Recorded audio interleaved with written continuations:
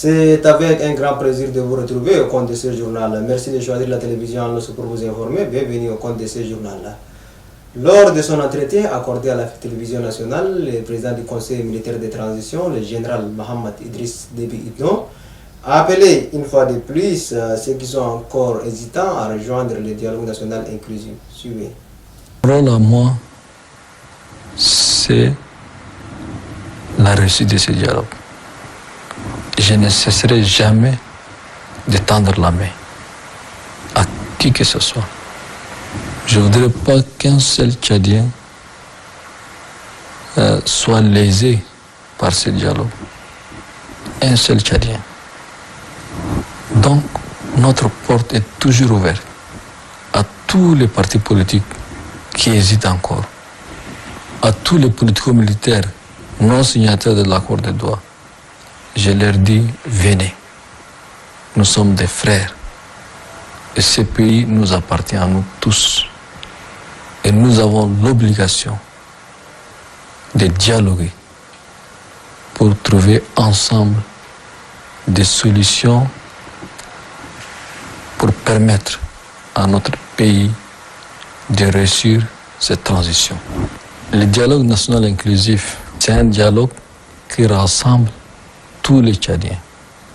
Il y a 1500 participants qui représentent tous les Tchadiens,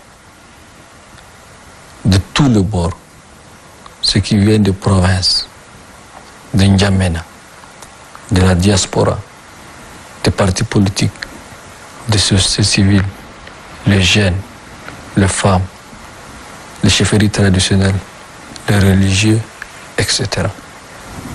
Donc je crois que c'est le Tchad en miniature qui est dans cette salle. Mon souhait à moi, c'est qu'à la fin de ce dialogue national inclusif et souverain, que nos représentants, les 1500 personnes, nous sortent des résolutions pertinentes pour que notre pays, le Tchad, se tourne résolument vers la paix et le développement. Voilà mon souhait et en cela je suis serein et je sais que ceux qui sont nos représentants qui sont dans la salle peuvent y arriver ensemble de manière consensuelle. Ce 24 septembre 2022, les participants au dialogue national inclusif et souverain ont adopté la synthèse de la commission thématique 4 portant sur la politique publique et sectorielle. Au sortir de la plénière, quelques participants ont exprimé leurs impressions au micro de notre reporter Idriss Ismaël. La synthèse de la commission 4, ceux qui l'ont abordé, ceux qui l'ont travaillé, ont fait ressortir exactement des recommandations qui doivent être prises en compte pour que cela soit appliqué afin de tirer le pays vers le haut. Je pense que c'est presque des experts chevronnés qui ont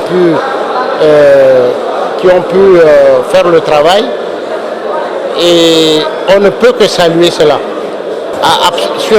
Par rapport à la thématique 4, oui, absolument, on y trouve autant de recommandations qu'on avait avancées et moi personnellement j'en suis satisfait sur cette thématique-là.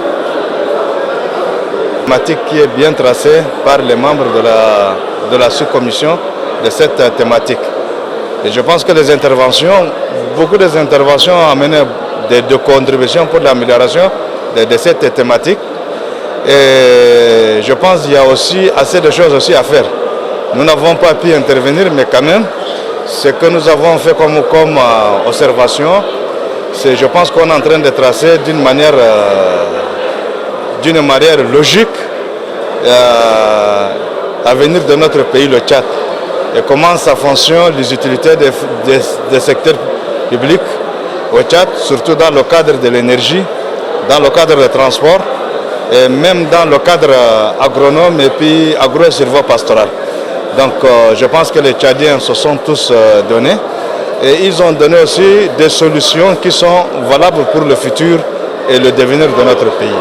Donc nous adhérons vraiment à ces principes Et puis on continue maintenant avec la thématique numéro 2, qu'on va essayer de le débattre aussi pour trouver aussi une ligne droite pour notre pays.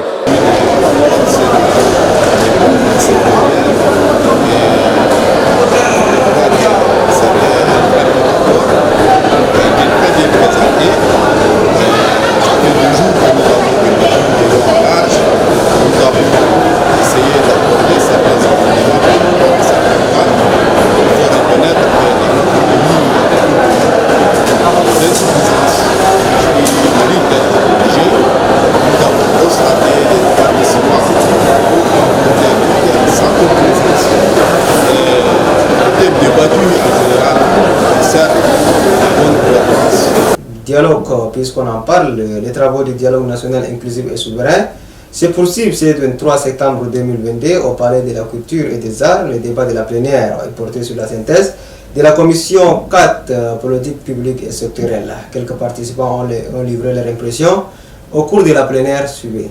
Une autre chose, c'est que le ministère en charge de l'éducation actuellement a beaucoup d'autres grands défis à relever, tels que la réforme du système éducatif qui n'a forcément rien à voir avec le préscolaire. Quand nous essayons de voir au niveau de ce ministère, nous avons 30 000 enseignants, plus de 3 millions d'élèves. Il faudrait se poser la question de voir naturellement le ratio. Il y a aussi à la recommandation d'augmenter le budget du préscolaire et de le rattacher justement au ministère de l'Éducation. Là aussi, c'est la non-maîtrise du sujet, parce qu'en réalité, on ne peut pas demander l'augmentation budgétaire lorsqu'il n'y a pas de budget pour le préscolaire. Et si le préscolaire existe, va faire son mieux à travers les appuis des partenaires. Alors le lieu ici est ma plus modeste recommandation, est de faire en sorte que le gouvernement, que l'État et que dans les nouvelles fondations, nous puissions prendre en compte le préscolaire et lui doter des moyens qui puissent lui permettre de faire son travail. Vous voyez tout ce monde-là qui est là, mais au moment de prendre la craie, on ne voit pas. Et comment on peut développer la qualité de l'enseignant dans ce contexte? Ceux qui travaillent sont peu et ceux qui gagnent l'argent de l'État sont plus nombreux. Il faut mettre un accent sur ce point. Le troisième point, c'est l'interférence du politique dans l'enseignement, dans l'éducation en général. La suppression de beaucoup d'entrées en 6e et du CEP est une entrave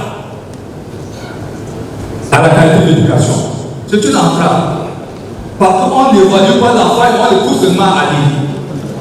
Et on dit qu'il n'y a pas de redoublement à un niveau. Ça aussi, c'est une entrave à la qualité de l'éducation. Auxquelles se sont ajoutées toutes les préoccupations des intervenants qui sont au nombre de je sais combien, c'est difficile de comprendre. Je pense que la commission a subdivisé en sous-commission avec 32 thématiques. Même dans ces thématiques, on peut les éclater et chaque thématique pourrait faire l'objet d'un forum, d'un séminaire, des états généraux. C'est beaucoup que l'exercice est difficile, il faut qu'on essaie de circonscrire. Une politique publique, qu'elle soit nationale, locale ou sectorielle, est un concept de science politique qui désigne entre guillemets les interventions d'une autorité investie de puissance publique et de légitimité gouvernementale sur un domaine spécifique de la société sur le territoire.